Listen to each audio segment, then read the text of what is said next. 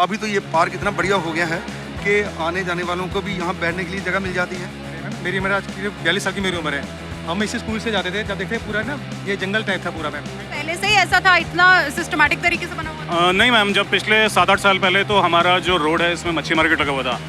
Bus stand से उतरो तो एकदम कबाड़ी बाजार सब लोगों ने। पहले कैसे काम होते थे और अब कैसे हो रहे हैं?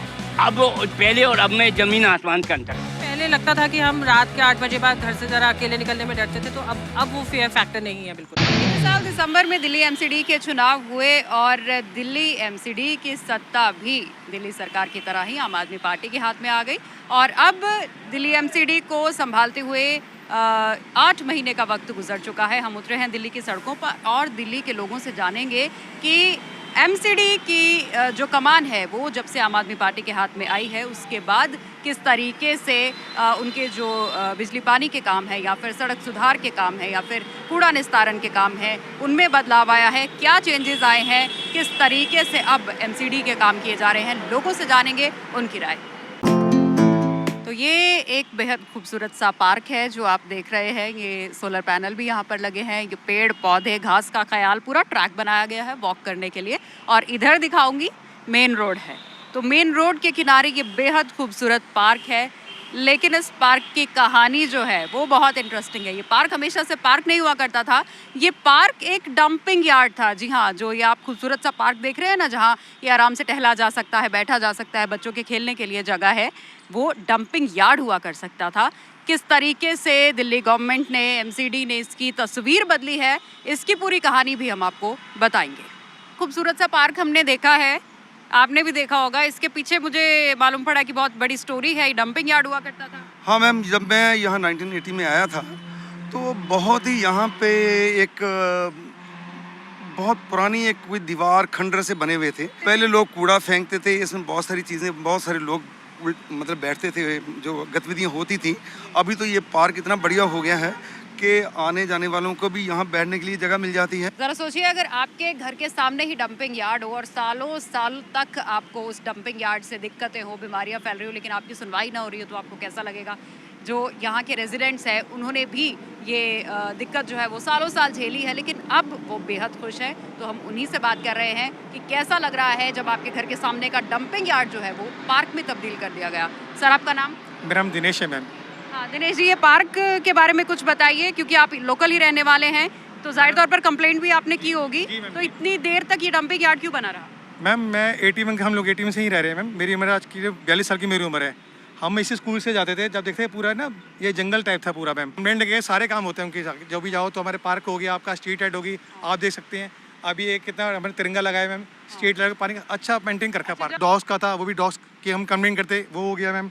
हमारा पार्क के मेंटेनेंस का वो हो गया मैम। एमसीडी में स्ट्रीट लाइट्स आती थी, जहाँ जहाँ डार्क स्पॉट थे वो भी कंप्लीट कर दिए इन्होंने। तो धीरे हम सारे काम होते आ रहे हैं मैम।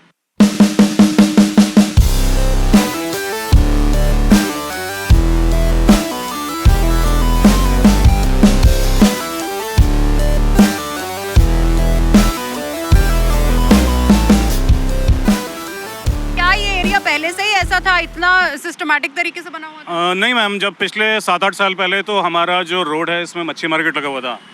बस स्टैंड से उतरो तो एकदम कबाड़ी बाजार सब लोगों ने एनक्रोचमेंट किया हुआ था। बिल्कुल भी ग्रीनरी नहीं थी, ग्रीनरी बाउंड्री के अंदर हुआ करती थी।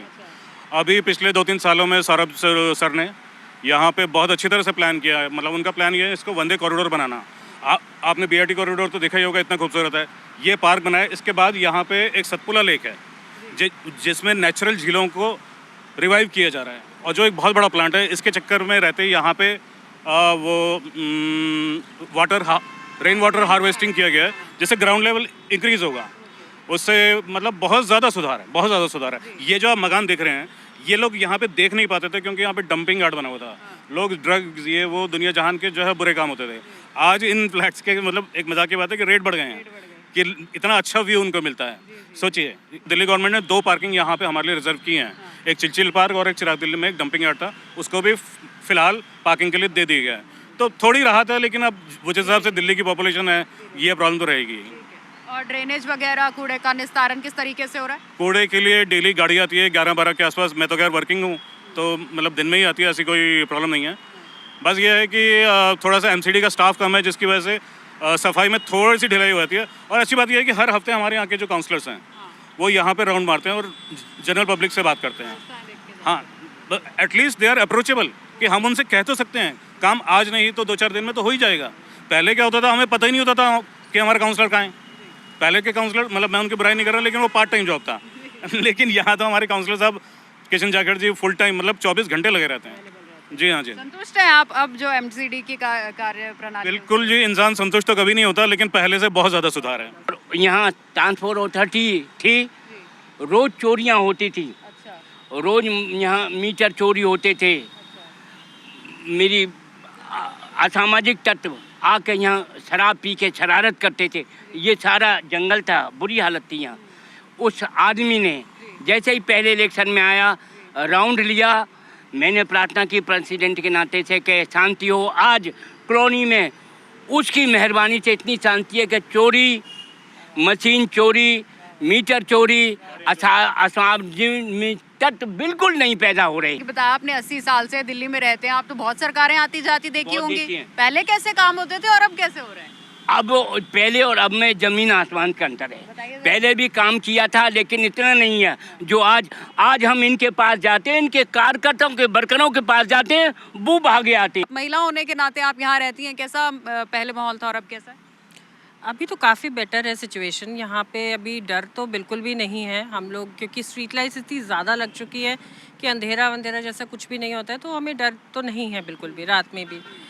दूसरा ये कि पहले लगता था कि हम रात के 8 बजे बाद घर से ज़रा अकेले निकलने में डरते थे, तो अब वो फियर फैक्टर नहीं है बिल्कुल। ये बाकी सुविधाओं की अगर बात करें, ड्रेनेज वगैरह, पानी भरने की कोई प्रॉब्लम सड़कों गलियों में, या फिर कूड़ा निस्तारण की प्रॉब्लम? जैसे आपको पता है इस बार बारिश तो कितनी हुई है दिल्ली में, लेकिन ड्रेनेज की प्रॉब्लम हमारे एरिया में बिल्कुल भी नहीं हुई है। कोई ब्लॉकेज नहीं हुई है, वाटर लॉगिंग नहीं हुई है बिल्कुल भी, जिसका मतलब है कि हमारी नालियाँ वगैरह हैं जो प्रॉपर्ली क्लीन हुई हैं, तभी वो ड्रेनेज प्रॉपर्ली हो पाई है। दूसरी बात है कि अगर कूड़ा कचरा अगर कहीं दिखता है तो एमसीडी ने एक अपनी ऐप लॉन्च की है, जिसके ज़रिए आप बहुत सारी प्रॉब्लम्स को एमसीडी के फोकस में ला सकते हैं, जिस पे वो इनिशिएटिव लेते हैं। जैसे कि मैं आपको दिखाऊं, ये एक एमसीडी की ऐप है, MCD 311। इसमें आप अपने कंप्लेंट सेक्शन में जा करके आप किसी भी तरीके की कंप्लेंट क्रिएट कर सकते हैं। आप बता सकते हैं कि किस लोकेशन पे कूड़ा पड़ा हुआ है, तो वहाँ से वो इमीडिएटली आकर के कूड़ा उठाने का बनाते हैं कि भी कूड़ा उठ कहीं जाए। सड़क टूटी है, लाइट, स्ट्रीट लाइट खराब है, या ड्रेनेज ट्रैफिक की प्रॉब्लम है, पार्क्स में कुछ प्रॉब्लम है, आपकी स्ट्रीट लाइट्स नहीं जल रही है, आप हर तरीके की कंप्लेंट इस पे लॉन्च कर सकते हैं, तो वो आकर के उसको सॉल्व कर देते हैं। कितनी देर में रिस्पॉन्ड होता है इस 311 ऐप पे? देखिए, इमीडिएटली मैं ये तो नहीं बोलूँगी कि सेम डे हो जाता है, बट हाँ, इन अ डे और 2 इनिशिएट ले लेते हैं।